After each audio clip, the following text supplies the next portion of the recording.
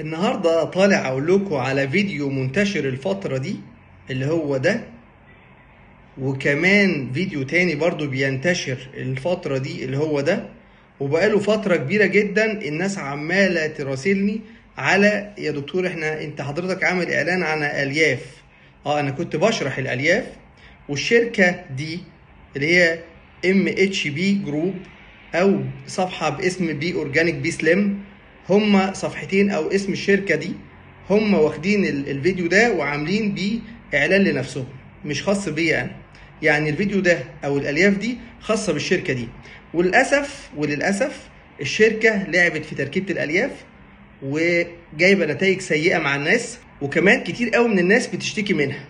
فانا حبيت اطلع واحذر الناس، خدوا بالكم الفيديو ده انا كنت بشرح فيه الالياف، بس للاسف الشركة مفيش عندها مصداقية، خدوا بالكم من الكلام ده، وحابب انوه عليه عشان تاخدوا بالكم محدش يشتري اي حاجة بدون الرجوع للدكتور المختص.